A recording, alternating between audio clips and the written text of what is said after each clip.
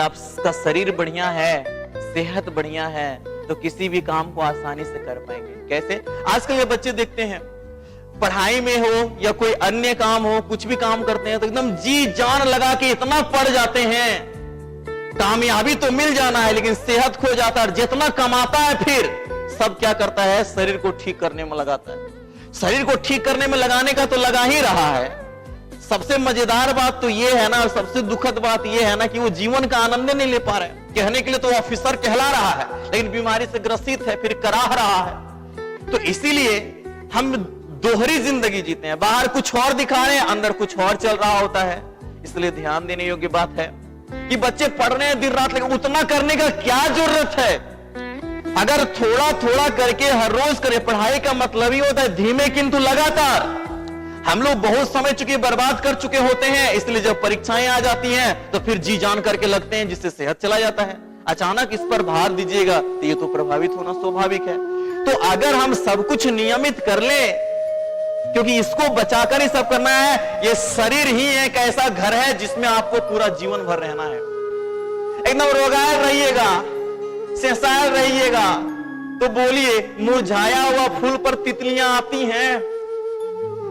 बताएंगे जो फूल मुरझा गया है, जिस पेड़ में फल नहीं है, वहां पक्षियां भी कहां आती हैं? कहा भी गया है, फूलों के मौसम में मिलने आते हैं, पतझड़ में पंछी बन के उड़ जाते हैं।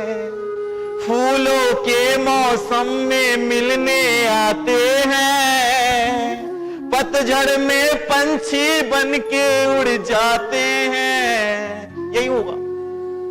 पता चलता है जब शरीर रोग युक्त रहेगा, कौन आपसे जुड़ना चाहेगा? इसीलिए शरीर को स्वस्थ बनाइए, आप में एक आकर्षण होगा। क्योंकि जैसे ही स्वस्थ तन होगा तो इसी में फिर मन नहीं। तो अगर आप बीमार हैं तो बढ़िया और क्या सोचिएगा, खाली तो सोचेंगे वो बीमारियां कैसे ठीक हो, बार बार तो ध्यान वही जाएगा, तो आपके पास सोचने के लिए और कुछ भी ना रहेगा। इसलिए पहला स्वस्थ तन होता है तो फिर स्वस्थ मन होता है, और तन मन दोनों स्वस्थ होता है तो स्वाभाविक रूप से धन का उपार्जन कर पाएंगे, सुंदर सोच के तरीके से धन उपार्जन के तरीके ढूंढ पाएंगे। और जब ये तीनों मिल जाता है तो फिर मन शांति चाहता है, सुकून चाहता है, तो फिर वही भगवान का शरण, फिर अध्यात्म के शरण में हम लोग जाते हैं। यही चारों का समन्वय क्या करेगा, हमारे जीवन को सुंदर बनाएगा।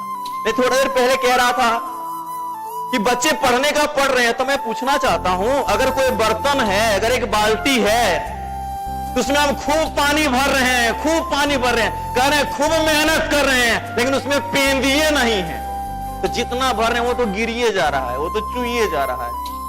तो मैं पूछना चाहता हूं, तो हम लोग पढ़ने के लिए खूब दिमाग में डाल रहे हैं, लेकिन वो दिमाग का जो पेंदी है ना, दिमाग ना भंगुर हो चुका है, ये शरीर साथ ही नहीं दे रहा है, इसलिए अगले ही पल सब भूल के तैयार रहते हैं। इसलिए सबसे पहला चीज इसको ठीक करना पड़ेगा। जितना ऊर्जावान रहेंगे, जितना सेहतमंद रहेंगे, हर चीज को आनंदमय तरीके से कर पाएंगे। अन्यथा अगर सेहतमंद नहीं है, आपका सेहत ठीक नहीं है, तो जो चीज आनंदमय है वो भी नीरस लगेगा। सब चीज में ये नियम लागू होता है, पढ़ाई से लेकर के किसी भी कार्य को लेकर।